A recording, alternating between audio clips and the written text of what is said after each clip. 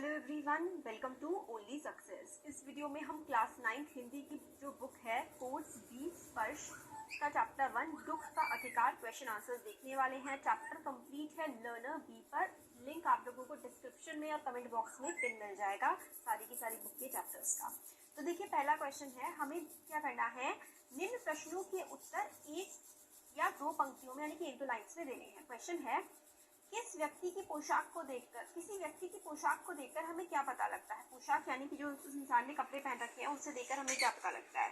तो आंसर है, किसी व्यक्ति की पोशाक देखकर हमें ये पता चल जाता है कि उस व्यक्ति की हैसियत क्या है तथा वह व्यक्ति के श्रेणी का है, मतलब वो इंसान अमीर है गरीब है। ये चीज हमें किसी भी इंसान की पोशाक यानी कि उसके कपड़े देख करके हम समझने मतलब लगते हैं। ये बचपन से आदत पड़ जाती है हमारी। क्वेश्चन 2 है, खरबूजे बेचने वाली स्त्री से खरबूजे कोई क्यों नहीं खरीद रहा था। जो स्त्री खरबूजे बेचने वाली थी, कोई उससे खरबूजे क्यों नहीं खरीद रहा था। आंसर है, खरबूजे बेचने वाली स्त्री से कोई खरबूजे इसलिए नहीं खरीद रहा था क्योंकि वह फुटपाथ पर बैठी हुई फफक फफक कर रो रही थी, क्योंकि वो बहुत ज्यादा तेज तेज रो रही थी। और एक आंसर ये भी था, एक रीजन था कि आसपास के बाजार के लोगों को ये बात पता थी कि उसके बेटे की एक दिन पहले ही डेथ हुई है और वो बाजार में कहते हैं ना मतलब हिंदू धर्म में छूतक लग जाता है और वहाँ पर छूतक क्या मतलब ऐसा कुछ हो जाता है कि वहाँ के उस घर का कुछ खाया नहीं जाता। बट जो वो औरत थी उसके घर में तो कुछ खाने को था ही नहीं, तो अगर वो खरबूजे नहीं बेचती तो उसके बेटे के छोटे बच्चे खाना क्या खाते, मतलब उनके घर में तो खाने के लिए भी नहीं था। वो खरबूजे बेचकर ही अपना जीवन यापन किया करती थी, तो उसके लिए तो मतलब जरूरी ही था, वरना उसकी बेटे की तो डेथ हो ही गई थी, बाकी सदस्य भी भूखे मर जाते। क्वेश्चन 3 है, उस स्त्री को देखकर लेखक को कैसा लगा। तो लेखक को क्या लगा उस स्त्री को देखकर। आंसर है, देखिए, उस स्त्री को देखकर लेखक का मन इतना व्यथित हो गया कि उसके पास जाकर रोने का कारण पूछना चाहता था, पर उसकी पोशाक उसे ऐसा करने से रोक रही थी। तो वो उस औरत के पास जाकर पूछना चाहता था कि मतलब क्या हो गया है, मगर उसके जो कपड़े थे वो तो मतलब एक झिझक आ रही थी कि औरत से कैसे पूछे कि वो क्यों रो रही है। नेक्स्ट क्वेश्चन है, उस स्त्री के लड़के की मृत्यु का क्या कारण था। जो स्त्री थी उसका बेटा कैसे मरा था। स्त्री का लड़का सांप से डसे जाने के कारण मर गया था, तो सांप ने काट लिया था उस स्त्री के बेटे को, इसलिए उसके बेटे की डेथ हो गई थी। क्वेश्चन 5 है, बुढ़िया को कोई भी क्यों अधिकार नहीं देता। बुढ़िया का कोई भी अधिकार क्यों नहीं था। तो आंसर है, बुढ़िया का बेटा ही घर में कमाऊ सदस्य था, वही घर का गुजारा चलाता था। उसकी मृत्यु के बाद घर में ऐसा कोई नहीं था जो कमाकर उधार लौटा देता, इसलिए बेटे के बिना बुढ़िया को कौन उधार देता। तो कोई उसको उधार नहीं दे रहा था बुढ़िया को, क्योंकि बेटा ही था कमाई करने वाला, बेटा मर गया, कैसे बुढ़िया पर उधार चुकाएगी, इसलिए कोई भी बुढ़िया को उधार देने को तैयार नहीं था। 25 से 30 शब्दों में आंसर देने हैं।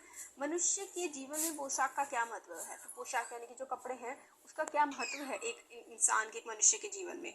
तो मनुष्य के जीवन में पोशाक का बहुत महत्व है। उसकी पोशाक ही समाज में उसका दर्जा तथा अधिकार तय करती है। पोशाक के कारण कभी उसके सब रास्ते खुल जाते हैं और कभी अड़चने आ घेरती हैं। तो पोशाक यानी कि जो कपड़े पहनते हैं वही दिखाता है कि इंसान का स्टेटस क्या है, उसी से इंसान को इम्पोर्टेंस या इज्जत मिलती है। क्वेश्चन 2 है, पोशाक हमारे लिए कब बंधन और अड़चन बन जाती है। तो पोशाक यानी कि हमारे जो कपड़े हैं वो कब बंधन और कब प्रॉब्लम बन जाती है। तो आंसर है, पोशाक हमारे लिए उस समय बंधन और अड़चन बन जाती है जब हम अपने से निचले स्तर के व्यक्ति के दुख में शामिल होकर सहानुभूति प्रकट करना चाहते हैं, तब पोशाक हमारे आड़े आ जाती है। तो मतलब कोई निचला स्तर का व्यक्ति है, कोई गरीब व्यक्ति है और कोई अमीर व्यक्ति उसके दुख में शामिल भी होना चाहे, तो उस अमीर व्यक्ति के कपड़े उसको रोक लेते हैं कि भाई इतने अच्छे कपड़े पहन करके ये इंसान इतने गरीब इंसान से बात क्यों कर रहा है। तो इस तरीके की बातें हो जाती हैं। और पोशाक अमीरी और गरीबी, मतलब कपड़े अमीरी और गरीबी का दायरा बना देते हैं। क्वेश्चन 3 है, लेखक उस स्त्री के रोने का कारण क्यों नहीं जान पाया। तो आंसर है, लेखक ने देखा कि वह स्त्री फुटपाथ पर बैठकर फफक फफक कर रोए जा रही थी। लेखक की पोशाक तथा स्थिति ऐसी थी कि उसके साथ बाजार में बैठकर उसका हालचाल जानना कठिन था।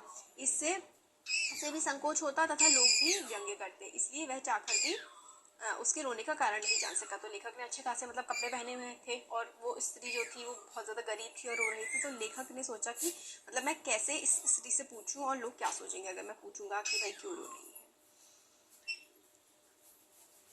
तो वाना अपने परिवार का निर्वाह कैसे करता था। तो बुढ़िया के पास शहर के निकट 1.5 बीघा जमीन थी, जिसमें उसका बेटा भगवाना सब्जियां और मौसमी फल उगाता था। वह उन्हें बाजार में बेच देता और होने वाली आय से गुजारा चलाता।